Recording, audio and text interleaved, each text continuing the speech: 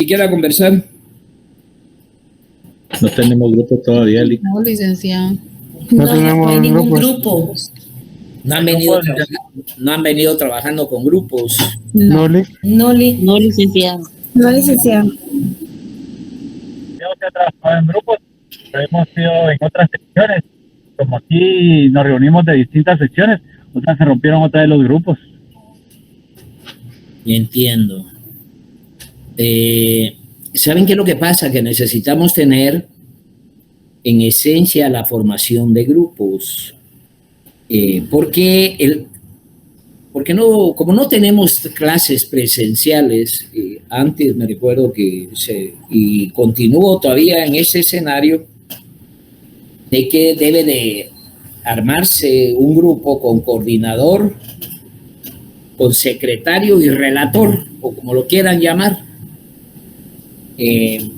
porque vamos a dejar trabajos de investigación muy propios de la cátedra, pero más adelantados, que esa es parte del por qué la necesidad, o más bien dicho, aprovechar la tecnología para adelantarnos en términos de desarrollo agrario que se han practicado en otros países a través del planteamiento de la reforma agraria. Dice que me estoy adelantando fuera de la clase. Bueno, ahí está, sí, antes armaban grupos de 10 y 11. ¿Cuántos alumnos sabemos aquí ahorita? 162. Quisiera armar unos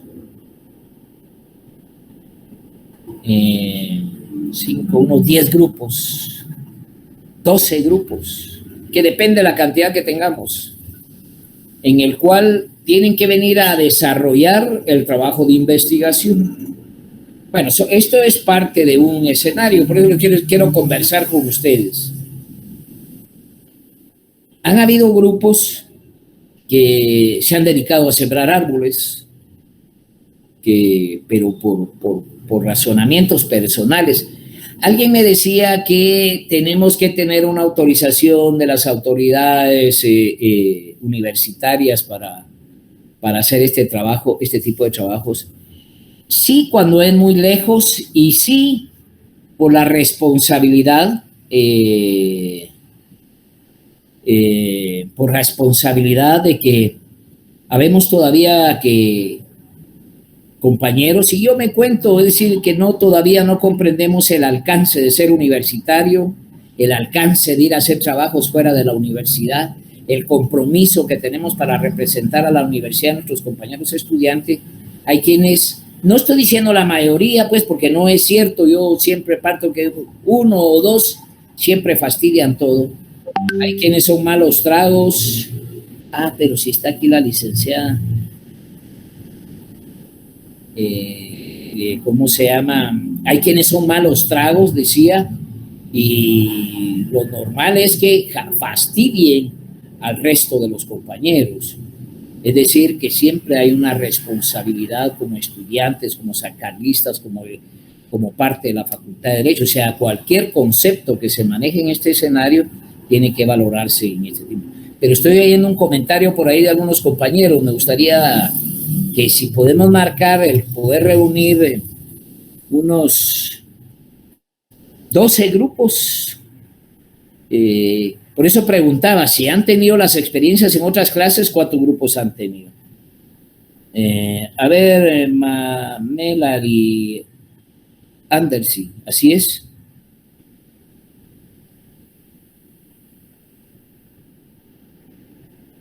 Monje Suárez. A ver, ¿por qué te gustaría a ti eso? Me parece fantástico. Como este es un anticipo a lo que estamos, ¿cómo se llama?, valorando para lo que tengamos que trabajar. Entonces, esa es parte de una presentación, un trabajo que debe de presentarse y debe de exponerse. Lo normal sería que llevemos para nosotros desde ya un trabajo con suma eficiencia con las características propias de un trabajo de investigación.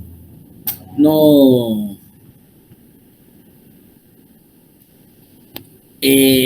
Por ejemplo, ahí me está poniendo ahí un compañero que hay que considerar los tiempos, la agenda, pero ese es parte de la responsabilidad del estudiante. Aquí nos tenemos que poner de acuerdo y el estudiante tiene que hacer su tiempo. Yo no digo que no tenga tiempo para su trabajo, que no tenga tiempo para sus hijos, para su casa, pero también tiene que tener un tiempo para ser abogado, un tiempo para ser estudiante. Y entonces les doy la palabra para ver cómo lo valoran. Si no, pues vamos a continuar con la clase. A ver, Alessandro, hablemoslo de una vez.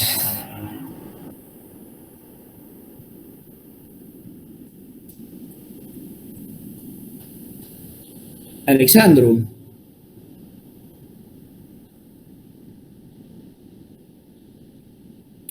Alexandro Velázquez, dime tú, ¿cómo lo ves?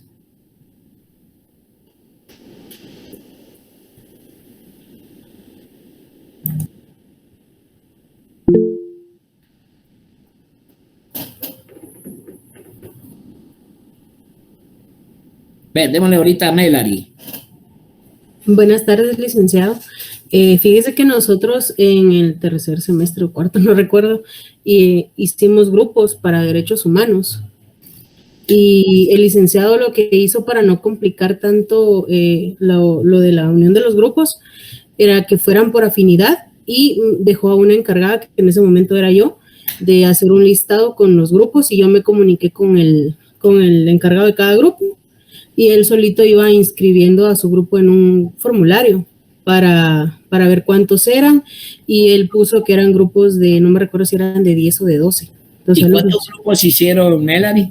Estoy aprovechándome de lo que ya tienen construido, ¿me explico? Se hicieron como 24 grupos, licenciado. Demasiado, 24 grupos. Los teníamos que reducir por lo menos a 12 o 15 lo más. Lo que podríamos hacer, licenciado, tal vez es ver en base a las notas que usted va a publicar posteriormente, me imagino, ver cuántos alumnos son, o si usted tiene el listado, para dividirlos ahí, para ver cuántas personas por grupo. Vi ahí, por ejemplo, que me escribe hacer un coloquio. Me parece también hacer un coloquio. El tema es que no hemos tenido... yo puedo conseguir algún salón, pero hacer un coloquio solo para una clase tendría que reunir a las dos clases para llevar precisamente a personas como el que traje la vez pasada. ¿Se recuerdan que traje a un doctor que tiene expertise en términos de el tema ambiental? Que por cierto concluimos en que pudiéramos también ser parte de eso, lo de hacer un coloquio, que pudiéramos participar todos, estemos en una reunión, sacar conclusiones. Eso sería fantástico también, pero bueno, todo está para platicar. Yo he dicho siempre que una clase no es lo que decide el catedrático, sino es la comunión entre catedráticos y los estudiantes. Ese siempre ha sido mi lema. Nunca he sido del criterio que el catedrático debe de imponerse esa valoración que se le conoce como disciplinarismo ideológico, el meternos en la cabeza que la disciplina es la única que puede resolver. Eso no es posible en esta clase. ¿Alguien más quiere opinar?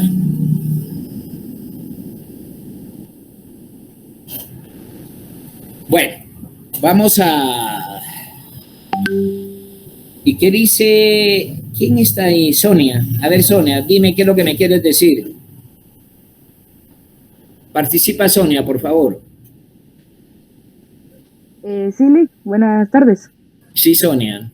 Era para decirle de que podríamos hacer los grupos por afinidad, y como siempre más de un compañero queda de que no tiene grupo, los vayamos metiendo con los grupos que ya están formados. Exacto. Bueno, miren, pues, hagamos una cuestión. Como sé que hay liderazgos dentro de esto, y tampoco puede generar eso ninguna fricción, un grupo debe estar constituido por un coordinador y un relator. Entonces, vamos a requerir que me sea enviado precisamente la integración de los grupos. Cuanto más rápido lo hagamos, mejor, porque entonces nos da tiempo para terminar de exponer, porque hemos llegado a la exposición ya muy apretado con la cuestión de las clases, y hoy no quiero que me suceda eso, sino ir en el tema, porque hay que ahondar en la clase, hay que continuar con la clase, pero de todas maneras los temas que estamos valorando van a ser parte efectivamente de la valoración en los exámenes. O sea que aparte del trabajo hay que estar precisamente atendiendo y haciendo preguntas en el momento en que se manejen las exposiciones como grupo como tal. He tenido la suerte, la ventaja de encontrarme efectivamente en años anteriores con distinguidos compañeros estudiantes que han hecho un trabajo encomiable, de verdad bárbaro, que podían ser para el día de mañana catalogarse como una propuesta de tesis para poderse graduar. Así es que es un trabajo profesional, no es un trabajo que me lo van a entregar solo por entregármelo, eso tampoco lo valoro de esa manera. Es un trabajo específicamente para compañeros que ya tienen criterios importantes de la investigación. Y no hay mucho que discutir en el tema de la investigación, porque ustedes tienen herramientas, elementos, y tendrán que ustedes encontrar la mecánica para poderse reunir y poder evaluar entre ustedes mismos cuál puede ser un trabajo que atienda y tienda a resolver, por ejemplo,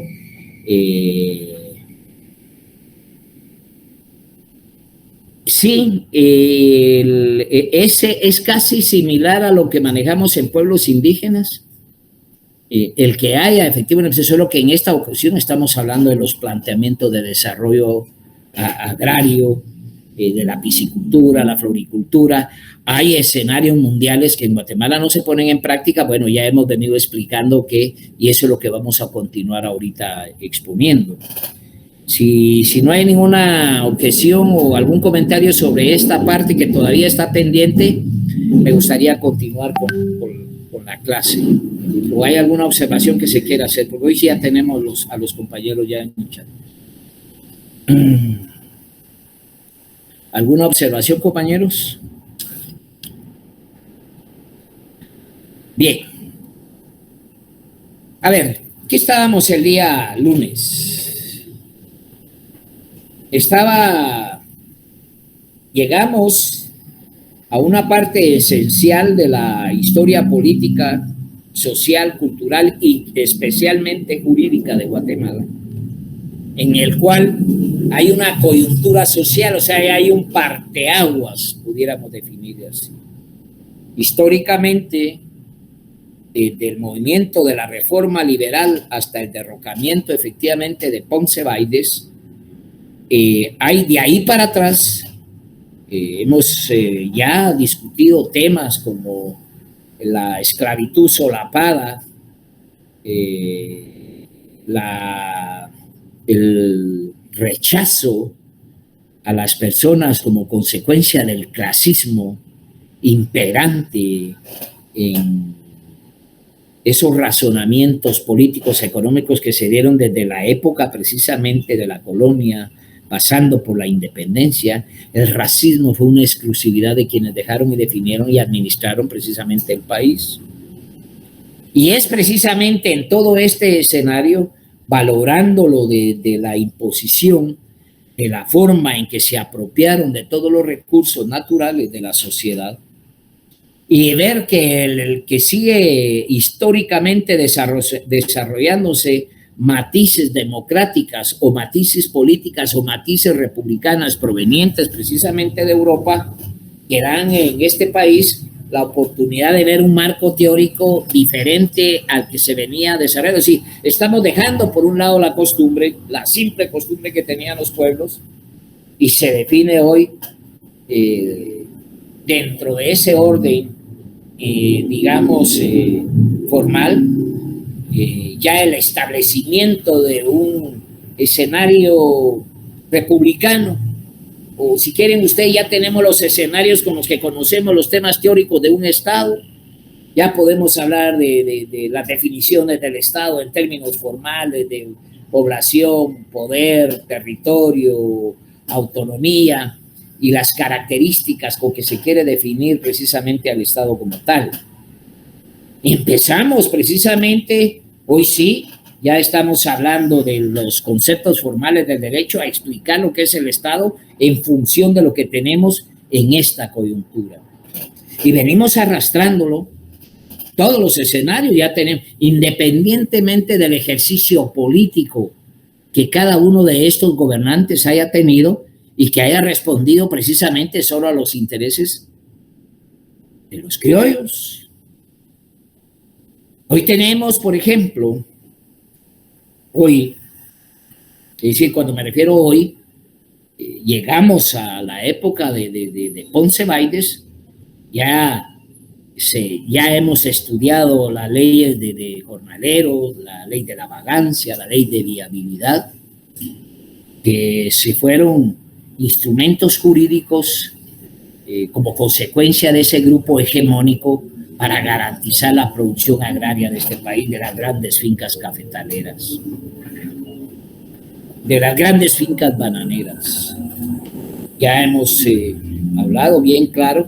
Cuando ustedes hacen el mapa de Guatemala, y eso es parte de lo que deben de tener mentalmente, nosotros hablamos de 108,000 kilómetros cuadrados. Yo creo que ya lo explicamos la vez pasada. O sea, Guatemala tiene 108,000 kilómetros cuadrados. De esos 108,000 kilómetros, ¿se recuerdan que vimos la parte de la estructura económica agraria, que la vamos a volver otra vez a retomar cuando estamos viendo sus clases sociales, cuando hablamos de la burguesía agraria moderna y hablamos de la burguesía agraria tradicional? Eso no lo pueden dejar por un lado. Y hablamos que en esencia la burguesía agraria moderna acepta los cambios en una sociedad, acepta la modernidad, su fuerza de trabajo, la utilización de la fuerza de trabajo, la utilización de los instrumentos de trabajo y el objeto de trabajo como tal en esas relaciones agrarias, dan como resultado y como consecuencia de que de alguna manera esa es una mano calificada.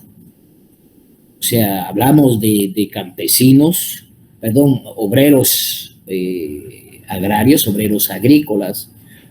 Pregunto para poder continuar, ¿cuál es la diferencia entre un obrero agrícola y un campesino, compañeros? Es solo para ver si me van entendiendo. La posesión de la tierra. A ver, ¿quién habló? Cristian. Sí. Pero esa es tu fotografía que aparece ahí. No, ¿verdad? Sí. Bien, esa es. Ah, sí. Ok, bien. A ver, dime, Cristian. Que los obreros no tienen tierra. Los campesinos sí pueden llegar a tener, aunque sea un minifundio, por ejemplo. Ok. Esa es la diferencia exacta. El obrero agrícola, para poder subsistir, ¿qué tiene? Su fuerza de trabajo. Vender su fuerza de trabajo. El campesino, dijimos, cuya característica esencial es que es poseedor de tierra, pero el tema es la cantidad de tierra, ¿no? Ya lo dijo el compañero Cristian, habla hasta de minifundios, pero vamos a continuar para ir como ensamblando de los 108,000 kilómetros. Me quiero estacionar precisamente en que esa burguesía moderna que acepta efectivamente que su fuerza de trabajo vaya de acuerdo al desarrollo propio de la sociedad, o el capitalismo absolutamente moderno, diríamos en este caso, donde hay tractores, hay aviones, hay mega conceptos industriales en la producción, por ejemplo, del tema del azúcar como tal. Es una industria. ¿Y cuánto abarca de tierra esa producción azucarera en Guatemala? Ese es parte de los trabajos que tenemos que investigar. Es importante que la población, a través de la investigación de los estudiantes, dotarle de información al pueblo de Guatemala precisamente el tema del azúcar. Yo siempre me he preguntado, y no es que siempre me haya preguntado, siempre lo he puesto de manifiesto, aún en entrevistas públicas, si el azúcar, qué beneficios económicos trae el azúcar para este país. ¿Cuáles son los beneficios que hemos alcanzado los guatemaltecos con la producción azucarera? ¿Cuáles son los beneficios que hemos sacado los guatemaltecos con la producción de palma africana? Realmente, ¿cuáles son los beneficios? Por ejemplo, me recuerdo que es parte de la cátedra del tema ambiental que aquí hablamos y que el doctor Ralón expuso aquí, la contaminación que se dio en el río La Pasión. Es una barbarie lo que sucede ahí como consecuencia de las improvisaciones de estas fincas, que dio como resultado el que hasta el día de hoy difícilmente se pueda recuperar el hecho de tirar veneno a los ríos. Y la amenaza de este empresario era efectivamente que si el Estado generaba una multa o generaba todo un tema de hacer que se pagara ese derramamiento de veneno en el río, este señor salió a manifestarse que bueno, que él tenía más de 8,000 o 9,000 empleos y que por lo tanto él, bueno, ahí se terminaban las relaciones laborales. Se puede imaginar amenazas de esa naturaleza, hasta de quitarle el empleo a las familias por los reclamos pertinentes en el uso del medido inadecuado y asesino, porque ese es un ecocidio. Eso es generar realmente un ecocidio, pero hemos estado sujetos a que las definiciones administrativas del Estado sean sesgadas, soslayadas o hacerse el loco para evitar tener enfrentamientos con estos megaterratenientes de nuestro país. Quiero volver otra vez al tema. Hay 108,000 kilómetros cuadrados. Si ustedes sacan la tercera parte, hablamos de tres partes de 33,000 kilómetros, más o menos. Y hay 33,000 kilómetros que son volcanes, montañas, tierra en descanso, en desuso. Esos son 33,000 kilómetros. Hay otros 33,000 kilómetros que son los ríos, los lagos, las carreteras, las ciudades. Componen otros 33,000 kilómetros cuadrados. Entonces solo nos quedan 33,000 kilómetros. ¿Y qué es lo que tenemos en esos 33,000 kilómetros?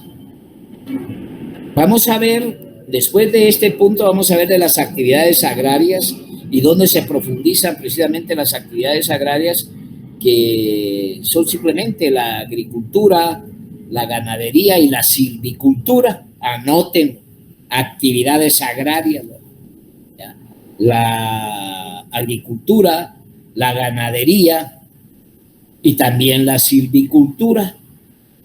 Cada una de esas actividades las vamos a explicar, pero dentro de las actividades esas agrarias que estamos hablando, el concepto de agrario se refiere a tierra, rural, a campo, a rústico.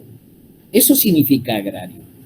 Y por lo tanto también en esa composición rural, rústica y agraria se han incorporado otras actividades que dependen precisamente de lo rural, como es precisamente que dentro de la cátedra o dentro de la definición propia del derecho agrario, aún con su concepto de una cantidad de actividades, también tiene su propia autonomía el curso y define, por ejemplo, la minería, que no puede estar dentro de una ciudad, cae en el campo del derecho agrario y por lo tanto debe ser regulado por normas agrarias.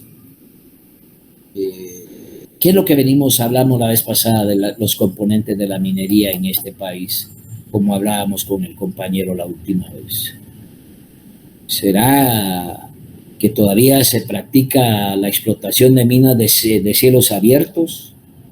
¿Por qué aquí todavía las compañías canadienses, que en su mayoría son fondos de inversión aún de pensiones de ancianos que invierten precisamente en la compra de minerías, se ha hecho precisamente en la práctica, no en su país, pero en los países fuera de Canadá, explotación de minería con cielos abiertos? Hay temas como, por ejemplo, que los vamos a ir discutiendo, por ejemplo, la Organización Internacional del Trabajo precisamente habla de que las producciones que se tengan que generar, y especialmente las que se encuentren dentro de las zonas urbanas o en el marco donde se encuentran comunidades completas, no se pueden llevar a cabo esas actividades porque efectivamente son dañinos para la salud, efectivamente para las poblaciones locales. Pero lo que quise decir con esto, eso solo me refería al tema de la minería. En ese concepto de las actividades agrarias también está la floricultura, por ejemplo, la producción de flores. Y aunque no sean las vastedades como el maíz, como la caña de azúcar, y sí el maíz o la caña de azúcar o la palma africana, pero tiene una composición rural, tiene una composición campestre, agraria. También hoy se habla de que entre otras actividades agrícolas vamos a encontrar la siembra de peces, el manejo de la piscicultura. Fíjense lo que estoy hablando, porque aquí hay precisamente definiciones legales, instrumentos legales que pretenden regular todos estos escenarios que caen en el campo pragmático del tema rural. Y sigue siendo el derecho agrario el postulado que todavía se maneja bajo razonamientos privados en nuestro país, mientras que en cualquier parte del mundo esto es público. Porque aquí estamos hablando de hambre, aquí estamos hablando de comida, aquí estamos hablando de desarrollo. Y el Estado guatemalteco desde hace 70 años se ha venido lavando las manos y dejarle este compromiso a quienes no lo pueden llevar a cabo, y está aprobado. La iniciativa privada en este país es una basura y me tiene sin cuidado lo que piensen. Si suficiente son 75 años para probarle al mundo que no han desarrollado absolutamente nada. Nada. Por eso les pregunto, ¿qué beneficios tiene el café? ¿Qué beneficios tiene el banano? ¿Qué beneficios tiene la palma africana para nuestro país? Entonces resulta que de los 108,000 kilómetros cuadrados, hay 33,000 kilómetros, especialmente 17,000 kilómetros cuadrados, que pertenecen a unas cuantas familias, que son los que tienen el protagonismo de la agricultura, de esa unidad productora capitalista que vimos, ¿se recuerdan? Y hablamos también de esa unidad productora capitalista, una moderna y la otra conservadora. ¿Qué dijimos que eran las características de esa unidad productora capitalista conservadora, compañeros? Solo por recordar, si lo tenemos. ¿Alguien?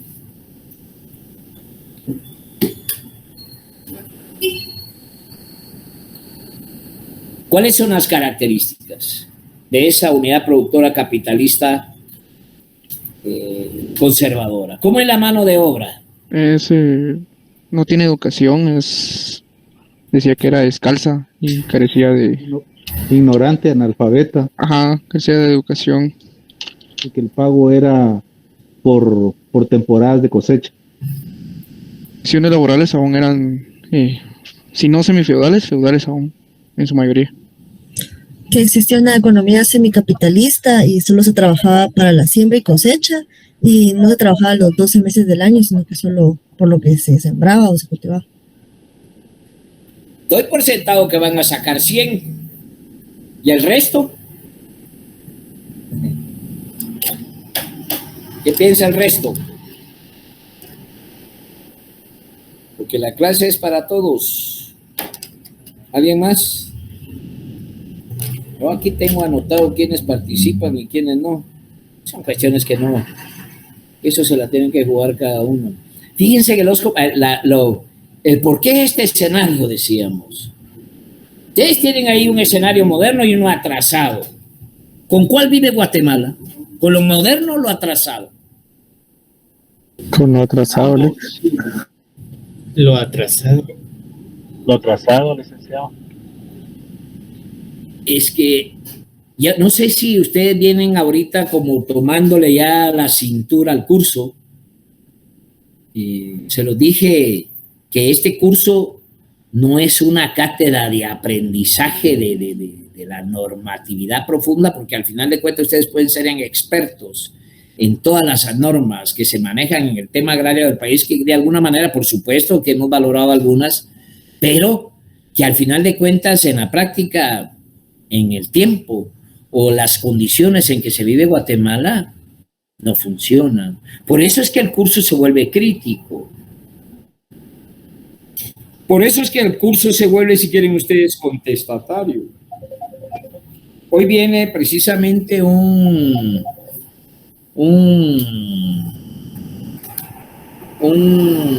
¿quién era? Hoy, perdonen compañeros, tengo aquí una situación.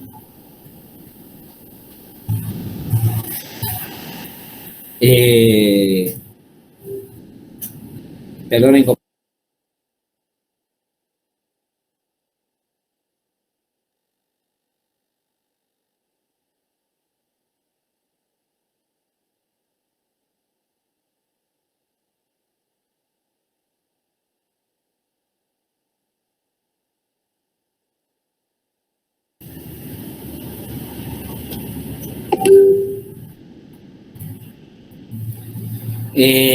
Decía pues que se hace determinante, importante precisamente el que nosotros tengamos la oportunidad de averiguar en esta tradición de cómo profundizar en los 108,000 kilómetros cuadrados que tiene el país, que son fundamentalmente determinantes para poder integrar qué es lo que tenemos para producir y quién las tiene. Porque hay 17,000 kilómetros también del otro lado, que son minifundios. ¿Se recuerdan que hablamos del cuarto círculo? Donde encontramos a las familias de los campesinos de este país. No tienen tierra. Y si tienen tierra, solo es bajo el concepto del minifundio. No tienen mayores definiciones para garantizarse la continuidad en una vida digna. En esos escenarios no hay luz, en esos escenarios no hay agua. Muchas dirán, por ejemplo, ¿por qué esos indígenas, esos indios no se bañan? Pues sí, no hay agua. Y aquel que se quiere bañar, por ejemplo, en Huehuetenango, en los cerros de Huehuetenango de Varías, Santa Eulalia, qué sé yo, traten de bañarse con agua fría allá arriba. Nadie. Por baboso se baña uno ahí con agua fría. Se congela. Perdón, Erwin. Se congela. No se puede bañar. Tiene que haber agua caliente.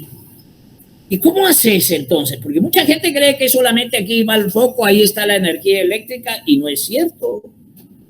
No hay energía eléctrica, no hay gas. Y ese es efectivamente lo que se debe de considerar. Hay 17,000 kilómetros donde los propietarios, estamos hablando de la mitad de la población de Guatemala, pues, familias completas que viven en ese escenario minifundio. Ahora, yo vuelvo a retrotraer otra vez, se recuerdan los dos escenarios que tenemos, pero también hay campesinos ricos, dije, y hay campesinos medios, que son parte del escenario del sistema. ¿Están comprendiendo esa formulación de la estructura agraria, compañeros? Hasta llegar al obrero agrícola y por último tener al campesino pobre, que efectivamente trabaja una parte en la cosecha y otra precisamente en la siembra de la producción que tiene que le es puesta a su cargo, que fundamentalmente, vuelvo a caer, estamos hablando de los escenarios del corte de café y el corte de la caña. Aquí se han dado cuestiones que ustedes no tienen ni la menor idea de lo que ha sucedido, lo que antes pasaba con el traslado de los campesinos, los indígenas, movimientos internos, movimientos migratorios internos, que es efectivamente de trasladar gente del altiplano a la costa sur en camiones, con todo y familias, gallinas, cochitos. El libro, dije una vez, no sé si a ustedes se lo dije, pero es importante leer ese libro de Así me nació la conciencia, de Rigoberta Menchú, que cuenta escenarios propios y las particularidades de los sufrimientos que han tenido los indígenas, los campesinos en estas fincas. Hay un escenario, hace muchos años, trasladaron a más de 500 familias, por ejemplo, a una finca que se llama Las Conchas, en carretera El Salvador, que los iban a meter en unas galeras que eran más que gallineras, con toda y la familia. Era tan degradante, por ejemplo, el traslado de esta gente que a veces se tardaban 3 días, donde tenían que comer en el camión, ahí iban las familias, ahí se orinaban, ahí hacían, era un absurdo manejar este tipo de traslados que se les conocía como enganchadores, sin conectar gente para ir a trabajar a las fincas. Una vez el río, en un invierno, el río se creció y se llevó todas las galeras con la gente adentro. No se sabe nada, ni hubo investigación de nada, simplemente pasó y pasó. No hay responsabilidad y nunca hubo responsabilidad de nada. Entonces, estos son los temas que ustedes tienen que ir como asumiendo, lo que alcanza efectivamente a entender que el curso de Derecho Agrario lo que define es precisamente la realidad del país como tal. Me quedé precisamente en el tema ese de la estructura agraria, en los escenarios de las unidades productoras, capitalistas y simples o mercantiles, y cómo se llama, y lo que es ese sector más empobrecido. Las características del sector empobrecido es que el Estado no existe,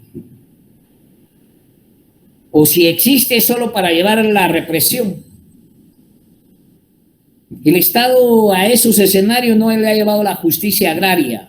Ya vamos a ver los principios. Anótenlo por ahí en una orilla porque tenemos que ver los principios del derecho agrario y el principio fundamental del derecho agrario, que es tutelar del campesino. Igual que el derecho laboral, que es tutelar de los trabajadores.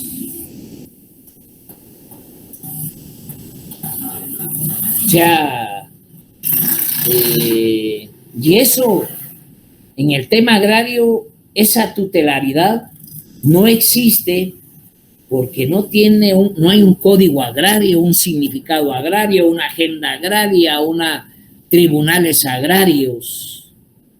No existe una dinámica conceptual que que debieran de existir hasta salas ordinarias agrarias en este país, no las hay. Entonces la pregunta es si hay derecho agrario.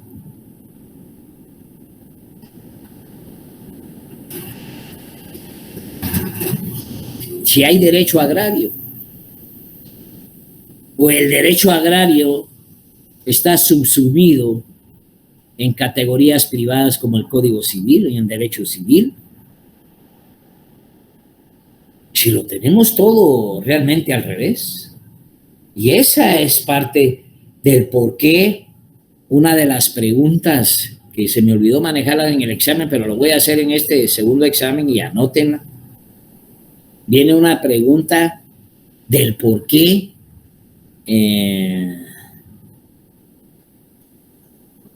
el por qué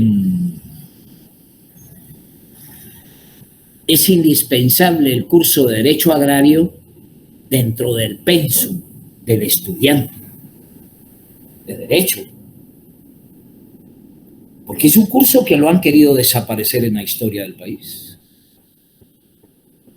Yo no sé si les comenté, fui llamado a una universidad privada y parte de lo que tenía que presentar, me dijeron que había que quitar los temas del planteamiento revolucionario agrario, de la reforma agraria o la transformación agraria, y les dije que no. Es decir, ¿cómo puede uno estar dando algo que no llena las verdaderas esencias y expectativas de la cátedra o del curso como tal, o quienes tenemos esta tendencia a ser agraristas? Entonces, vamos a ir como concluyendo ya en todas las actividades agrarias dije que hablamos por ejemplo, no he hablado todavía de la ganadería, que es importante hablar de la ganadería, pero me quiero ir precisamente a las actividades conexas al tema agrario, que hablé de la piscicultura, la floricultura. La fruticultura ha sido determinante e importante en este país, donde ciertas frutas se han tomado de alguna connotación, pero ¿quiénes tienen el compromiso porque son frutas que son exportables? ¿Quiénes tienen la capacidad de exportar esos productos? Yo conocí a un personaje que sembraba mangotón y melones precisamente en parte oriental del país, donde los bancos lo buscaban cada enero, cada febrero para prestarle 40 millones de quetzales. Porque tenía a bien conjuntar todas las producciones bajo la semilla que él dictara, bajo las calidades que él dictara, para que las producciones convergentes a ese territorio coincidieran con lo que él producía, al final de cuentas, para exportar la fruta. Pero también es importante definir, por ejemplo, el caso del aguacate, que es el tipo de aguacates que existe. Cómo hasta hay quienes patentan hasta las semillas. ¿Qué es lo que tenemos y qué es lo que producimos los guatemaltecos entonces? ¿Qué tenemos los guatemaltecos para vivir en el campo, compañeros?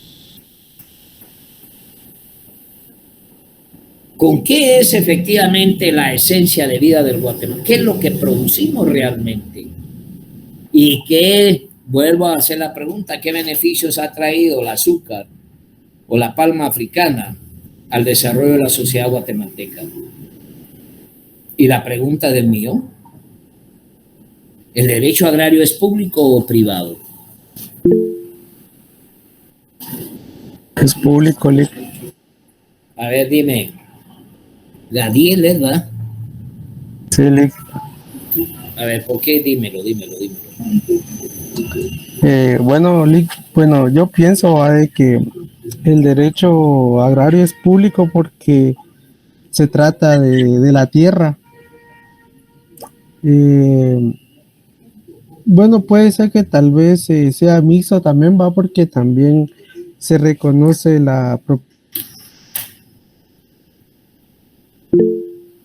Sí, Emerson, se le cortó a Gadiel ahí. El derecho agrario, la verdad es que ni existe todavía, licenciado, o está muy pequeño todavía, no se ha desarrollado. Debería de ser tutelar, y si es tutelar, debería ser público. Es público, está asociado.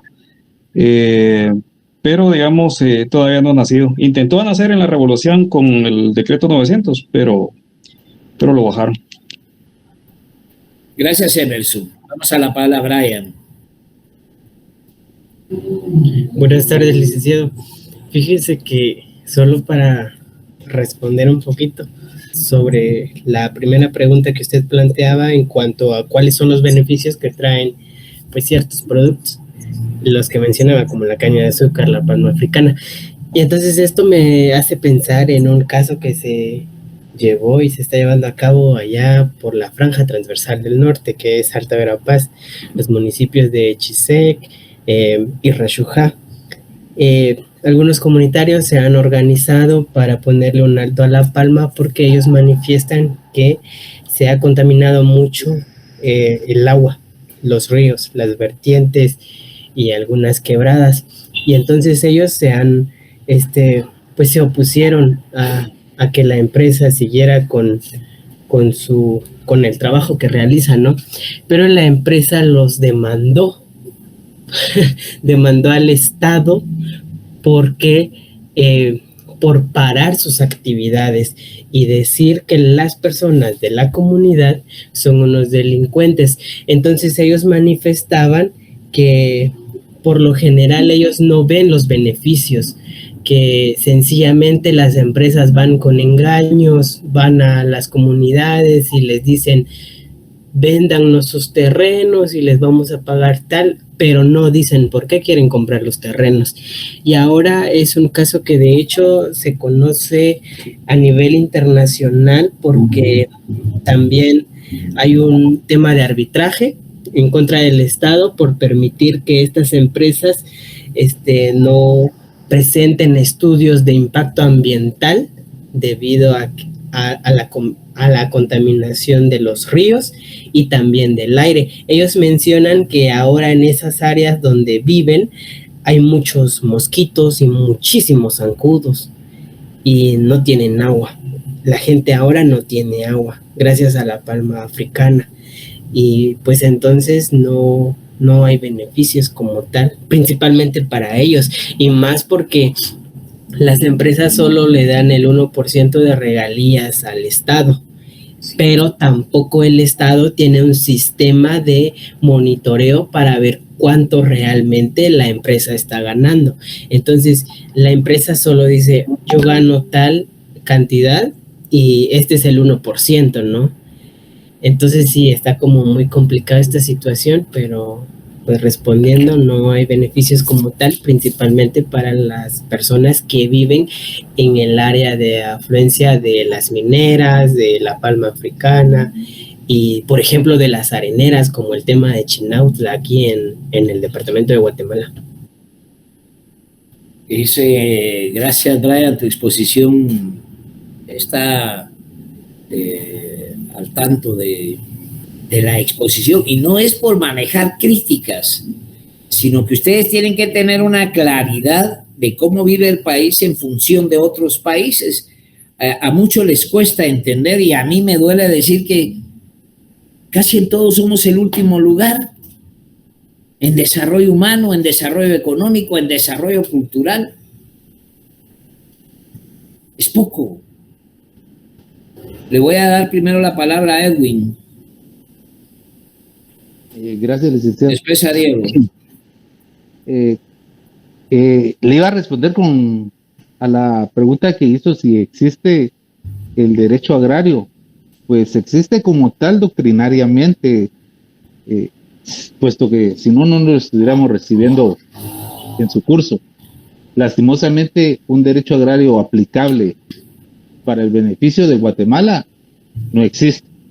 Y no les conviene, como usted bien lo dijo, hasta lo querían eliminar del pensum de estudio, porque es una clase o un conocimiento adquirido que nos va a dar una conciencia social acerca de la realidad de nuestro sector agrícola y de ver que hay más ¿cómo decirle? Hay más en contra de beneficios que los propios beneficios que deberían de haber para la población en general, sobre todo a la clase campesina, agricultora de toda la República, porque somos un país netamente agrícola. Vivimos por lo que producimos en el campo. Entonces, en la manera que recibamos más estudiantes, este tipo de cursos nos va a abrir la mente a tener una conciencia social y a defender en un momento dado, cuando ya seamos en un inmediato futuro profesionales de la ley, defender este tipo de causas. Y la otra es que como un derecho agrario, pues es de naturaleza jurídica pública, licenciado. Es correcto, Erwin. Tú acabas de afinar algunas cuestiones importantes ahí. Ahorita lo vamos a ampliar. Y gracias por tu participación. Diego. ¿Qué tal? Buenas noches, licenciado. Solo para agregar también de que aquí en Guatemala, pues lamentablemente lo que producimos no es para beneficio propio. Tal vez nos ayuda a nuestro PIB, ¿verdad? A nuestro Producto Interno Bruto, pero no nos hemos modernizado porque lo que, como dijo Manuel Bengrano, lo que exportamos es cuero, no exportamos zapatos.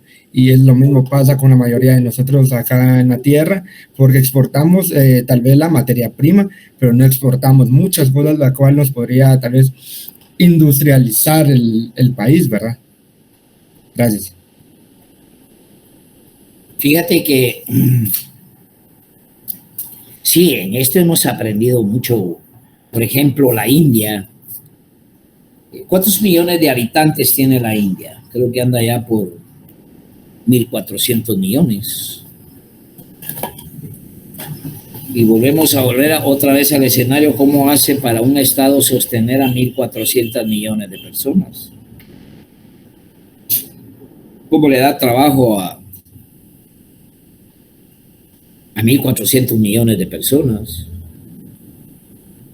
Y, por ejemplo, yo siempre lo he dicho, que en Estados Unidos pagan $15 la pesada por las libras del azúcar. ¿Por qué diablos no la llevamos pesada nosotros?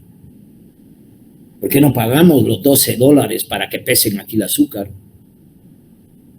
No permiten azúcar pesada porque le dan el trabajo a otros. En la India no permiten, por ejemplo, que entre madera aserrada. No permiten que la madera entre aserrada. ¿Por qué? Porque ahí mismo se encargan de aserrar la madera y darle trabajo a sus propios obreros que se dedican a la madera. Y ¿ibas a hablar de nuevo, Edwin? No, licenciado, disculpe. Pero sí, decía,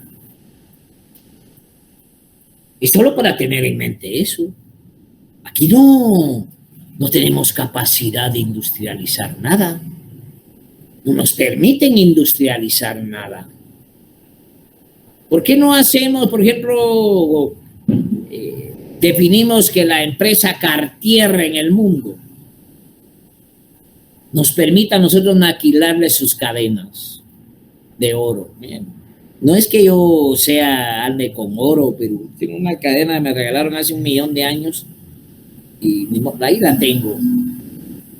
¿Y por qué los guatemaltecos no nos dedicamos a hacer precisamente la industria del oro? Es decir, que nosotros hagamos la maquila de la construcción de todos los anillos, cadenas en el mundo. No tenemos esa oportunidad en Guatemala. Entonces el curso, ven ustedes si el derecho agrario, ok, está el derecho agrario ese que tenemos porque está implícito una serie de definiciones legales, la ley forestal, la ley de la compra de fincas, y bien, hasta el salario mínimo del campo, etcétera, etcétera. Hay definiciones acerca del tema del campo. Pero, por ejemplo, habló el compañero del PIB, de los beneficios que generan las exportaciones, importaciones, y como resultado tenemos un crecimiento. Y ¿Cómo es eso que Guatemala tiene un crecimiento económico de los más poderosos de América Latina? ¿Cómo es que damos una conclusión de un país donde no se produce, tengamos un crecimiento económico? Un país donde no se produce, tenemos un crecimiento económico. Y es porque meten a la contabilidad del Estado las remesas. Son las remesas las que sostienen la economía nacional. Son 20,000 millones de dólares. Que es el resultado de 3 millones y el esfuerzo de muchos compañeros en el extranjero, hermanos.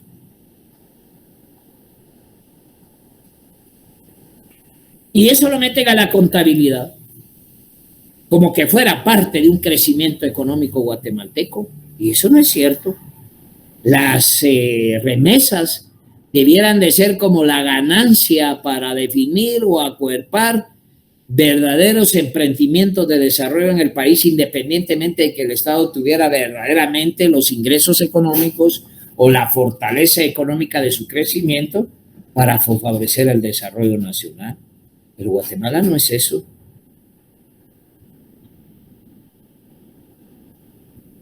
Compañeros, ¿se entiende lo que estoy hablando? Sí, licenciado, el maquillaje que nos están vendiendo, las cúpulas. Es que nos quedamos, y ahí entramos la crítica para nosotros. Yo soy parte de esa crítica, ¿no? Yo siempre he criticado esa novela de Betty la Fea, por ejemplo. He visto que gente de cualquier lugar, de cualquier copete, no discute el tema de Betty la Fea desde hace 25 años y no pasan de la pendeja novela todo el tiempo. Pendeja novela. Y si me preguntan por qué sé de la novela, porque eso sería... Sabía yo que iba a decir algo ahí. Y si me preguntan por qué critico la novela, pues resulta que cuando los encerraron en esta encerrona de la pandemia, no vayan a pensar que vi la novela, pues no soy ningún pendejo, pero bueno, me di cuenta que era una serie donde el eje central, su definición como novela, es la maldad, la malicia, la insidia, el que una pendeja que llega a ser secretaria le mete, solo metiéndole a la mujer, al cuñado, al primo, al hermano, a la suegra, solo vivir una porquería de vida. Una porquería de destruir empresas solamente por cuestiones de orden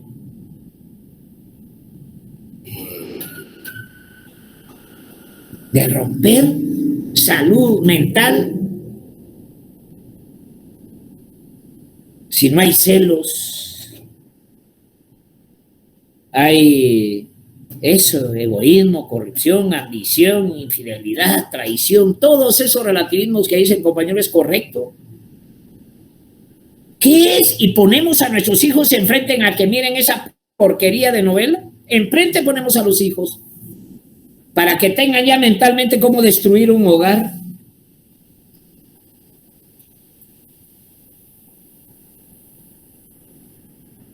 Y eso es lo que tenemos con nuestros hijos, con este tipo de novelas.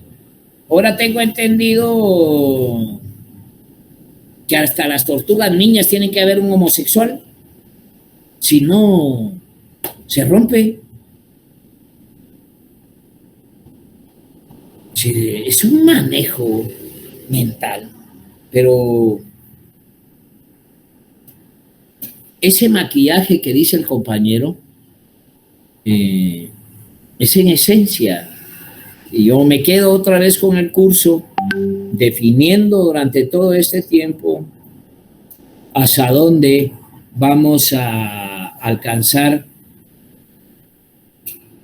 que haya una revolución en el país, porque yo soy una persona revolucionaria.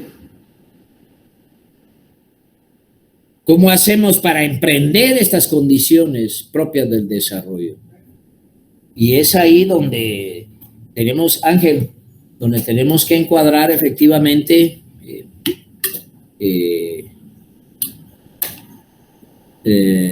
¿cómo así, Álvaro Vinicio? Sí. Que ahora en cualquier serie y todo eso tienen que haber un homosexual y un negro para que sea aceptado por todos. Para que sea aprobada por Disneylandia y por estudios universales. Si es una inclusión forzada, vi un escenario de esos, hay artistas que se ponen a ese tema ahí. Pero miren, pues, el marco de definir el tema es que ustedes tengan una claridad. El derecho agrario no es en nuestro país una definición pública y de obligación del Estado para orientar efectivamente que los escenarios que se plantean en el desarrollo sean realmente una efectividad. No lo hay. No lo hay. Entonces, volvemos a decir lo mismo. Sí, como decía el compañero, doctrinariamente el derecho agrario es un instrumento público. El derecho agrario tiene al campesino bajo la definición de tutelaridad. ¿Y qué significa la tutelaridad en ese principio? Que toda acción que emprenda el Estado es en función a la dignidad del ser humano, del campesino, su calidad humana. Esa es su razón. Sea digno como ciudadano. ¿Y qué significa la dignidad? ¿O qué sería para ustedes la dignidad de una persona? ¿O dónde encuadramos la dignidad de una persona?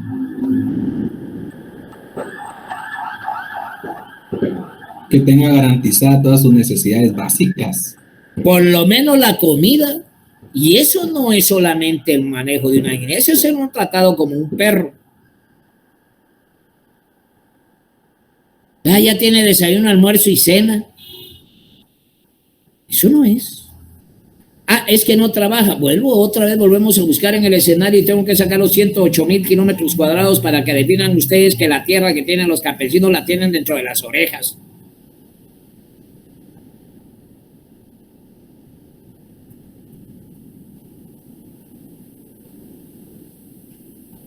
Caemos.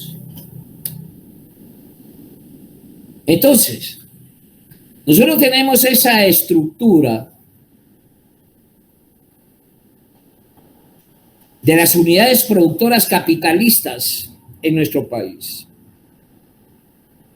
Ya hablamos de las unidades desarrolladas y conservadoras. Y ya hablamos de los campesinos medios y los campesinos ricos, clases sociales. Hay sujetos agrarios como eso, ya lo miraremos porque esa es una acción procesal, quienes participan en los procesos agrarios, pero eso ya son órdenes procesales de quienes participan, las municipalidades, las universidades, en temas dentro del concepto de la definición del tema agrario. Tenemos que hablar de las aguas. ¿A quién le pertenece el agua?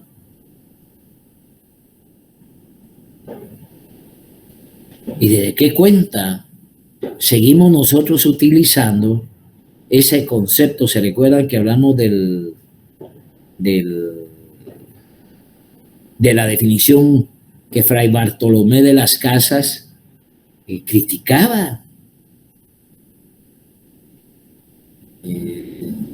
El redefinir de que los indígenas, los campesinos no tienen capacidad para administrar sus tierras, ni para administrar el agua, ni para administrarse ellos mismos, y por lo mismo debe ser sustituidos por alguien que Dios le está haciendo caso perfecto a Dios de que sí puede administrar la tierra, sí puede administrar los recursos. Esas son definiciones temerarias, pero que todavía subsisten en la sociedad guatemalteca.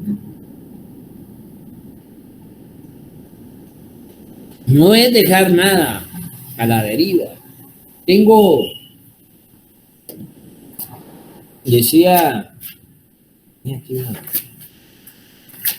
en este tema de la estructura agraria colonial, en ese esquema de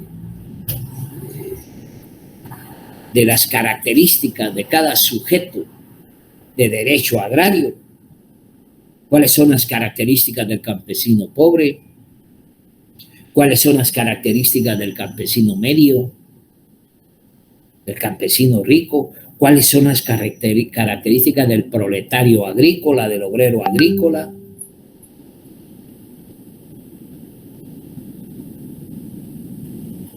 Y por supuesto, estas características. Bien, hasta ahí, no sé si se comprende ya esta parte, compañeros, y parte de la continuidad en este escenario, en este tema de las actividades agrarias, decía, nosotros vamos a hablar de la agricultura. O sea, que es parte del entendimiento que es la agricultura y es el uso de seres vivos que producen más vida. O sea, estamos hablando de órganos vivos que generan estructuras vivas y que producen el uso de la tierra. Entonces, el manejo de la tierra también, ese es otra parte determinante de los 17,000 kilómetros. Si bien es cierto que los campesinos tienen 17,000 kilómetros de tierra, ¿cuál es el componente de la tierra que usan? Si realmente ese componente de la tierra es suficiente para que haya un desarrollo de las plantas que siembran.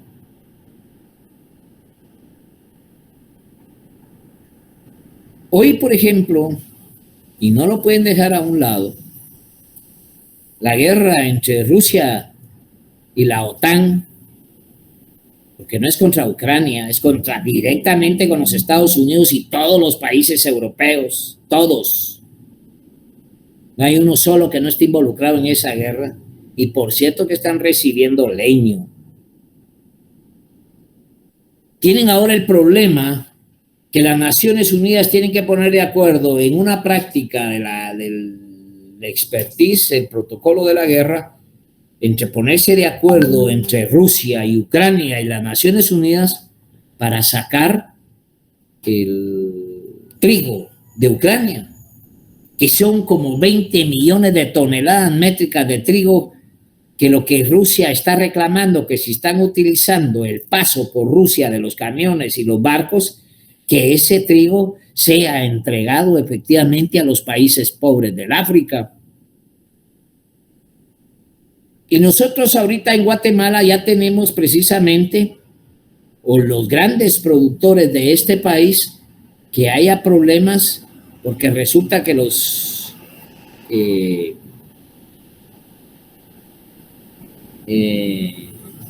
beneficios para la tierra, o sea, los productos químicos, para la agricultura, los agroinsecticidas, los fertilizantes y todas las condiciones que se requieren para garantizar una cosecha fuerte, Guatemala se corre en peligro porque el único país en el mundo que tiene la cobertura casi del 80-85% de ese producto es Rusia. Tanto que los países, voy a poner un caso que uno de los mejores ejemplos que tengo, que es lo que decía ahí un compañero, de dónde está lo público del derecho agrario. En México, por ejemplo, tenía una fábrica de pesticidas, una fábrica de abonos, y los ricos mexicanos la cierran para comprar millones de dólares a Europa para tener ese tipo de beneficios. Pero es simplemente cerrar lo propio para garantizarse unos cuantos pocos los beneficios y las ganancias de una mercantilización de los beneficios que debieran ser de toda la sociedad como tal, no para particulares. Entonces, eso es parte de lo que concluimos ahorita en este tema. Vamos a entrar en la próxima clase, lo que son los principios que rigen precisamente el tema del derecho agrario dentro del concepto formal de la teoría agraria como tal. ¿Alguna duda, compañeros?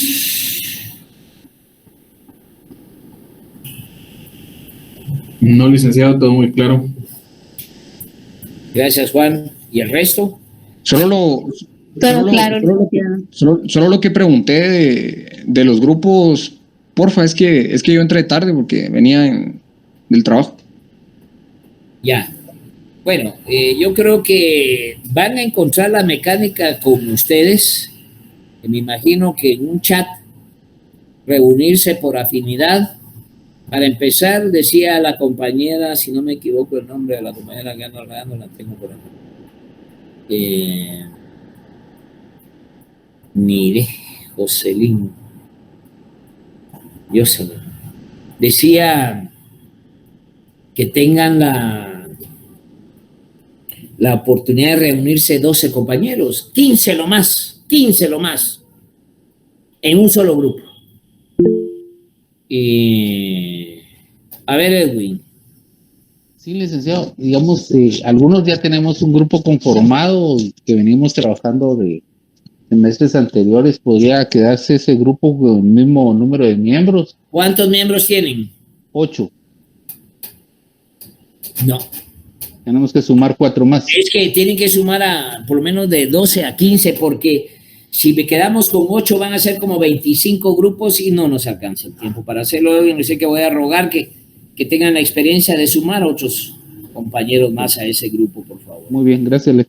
Bueno, 15, vaya, Elizabeth, ese es un buen grupo. Ya se puede trabajar con ese grupo. ¿Qué tema? Nosotros tenemos un grupo de 15. ¿Perdón? Muchos de nosotros ya tenemos grupos de 15. Bueno, ahí está el grupo. Sí. Licenciado, yo tengo un grupo, pero yo creo que somos entre 18 y 19. Usted me dice. Primero garantice si son 18 o 19, pero si son 15 mejor. Pero tampoco voy a desarmar lo que ya tienen logrado. Okay. No voy a desarmar lo que ustedes ya tienen construido, tampoco lo voy a hacer. Porque les ha funcionado, y ¿por qué yo lo voy a generar una disfunción ahí? No lo voy a generar. Si les ha funcionado, acepto ese grupo, no hay problema. Sí, solo qué tema tenemos que abarcar, o sobre qué es la investigación. O Mayra me puede decir. Ese es el tema que hemos estado discutiendo aquí con los compañeros, estará pendiente para la próxima clase, pero ya llévense en la cabeza algún escenario que quieran investigar y que pueda contribuir al desarrollo económico agrario de este país. Para empezar, lo que hemos hablado normalmente, y no es porque tengan que copiar lo que han hecho otros compañeros, tienen unos grupos excelentes, es hablarme sobre... nosotros vamos a hablar de los instrumentos agrarios para desarrollar una sociedad. Y entre los instrumentos agrarios para desarrollar una sociedad está, por ejemplo, una reforma agraria, existe la reforma agraria integral, existe la revolución agraria, existen zonas de desarrollo agrario, en fin, hay diversos instrumentos jurídico-políticos que le dan a uno un criterio cómo poder desarrollar. Pero cuando yo me he metido al marco internacional, para que me digan ustedes qué podemos vender los guatemaltecos, o sea, encuéntrenme algo, porque todavía estamos muy lejos de plantear normas de desarrollo en ese tema. No sé si me estoy explicando, pero ya empiecen a... Por ejemplo, hoy vi... Sí, Johanna. Sí, Johanna. Lick, buenas noches. Le comento, Hay compañeros que ellos ya tienen grupo, ya vemos un montón, que no sabemos ni en qué grupo estamos o algo. No sé cómo se van a organizar, de verdad que usted lo está dejando a discreción, pero son pocos los que están haciendo. Entonces necesitamos saber a los que no tenemos grupo, ¿qué vamos a hacer? Póngase las pilas. Que los que no tienen grupo hagan grupo, ¿no? Yo digo que escriban en el grupo y que coloquen quienes no tienen grupo. Póngase las pilas, compañera, levante la mano y diga que no tenga grupo, ¿quién me adopta? Nos vamos. Gracias, Lick, muy somos amable. un aula y tenemos que sacar adelante todos nosotros eso. ¿Estamos de acuerdo? Muy bien, Lick. Bueno, dejemos la clase el día de hoy ahí, por favor, y no se vayan a cansar con el desfile. Feliz noche, licenciado. Buenas noches, compañero. Feliz noche. Licenciado. Feliz noche, licenciado. Feliz noche, licenciado. ¿Dónde le hablo? Licenciado. Ya se fue, compañera. Sí. Perdón. Licenciado. No, pena, gracias. Licenciado, usted me dijo que habláramos hoy, ¿se recuerda que hablamos el lunes, al final de la clase? ¿Y qué tema es? Ok, le recuerdo. Es sobre de mi asignación, que yo me asigné el día de la asignación, valga la redundancia, pero luego no me aparecieron mis notas en el listado de los cursos que ya los catedráticos compartieron. Mire, eso lo tiene que resolver cuanto antes, porque le va a generar problemas. Y escúcheme, muy poco puedo hacer yo. Lo que sí puedo es decirle que vaya al bufete popular en la 9ª Avenida y entre 14 y 15 calle. ¿Sí conoce el bufete popular? Sí, licenciado, sí conozco. Bueno, ahí vaya a plantear su problema y que se lo resuelva, porque si no va a tener inconvenientes todo el tiempo. Sí, entiendo, licenciado. Usted me dijo el lunes, solo para recordar un poco, remembrar, que había una licenciada ahí con quien usted iba a hablar y me dijo que usted... Sí, pero me es también complicado. Yo vi que entró por ahí, pero ya no la tengo por acá. Pero de todas maneras ese es un tema que no puedo involucrarla a ella y comprometerla tan abiertamente y públicamente. Me explico, es un tema que usted lo tiene que hacer con la secretaria de ahí.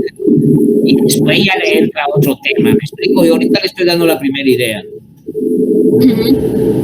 Ya, y usted me podría dar algún correo, porque yo he enviado correos. Yo cuando descubrí esto, Esto no lo va a resolver con correo.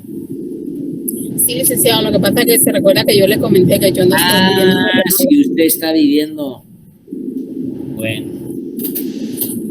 Si gusta que le dé mi número de teléfono o algún correo. Ya, ahora ya sé cuál es su problema. El tema es que usted está a larga distancia, en serio, ¿verdad? Sí, así es, licenciado. Sí, le voy a tratar de facilitar un teléfono, pero no ahorita. Sí, no lo por tengo. favor, para hablar en privado, ¿verdad? Y hablar esta situación, tratarla así, que usted me pueda dar información o donde usted me puede colaborar.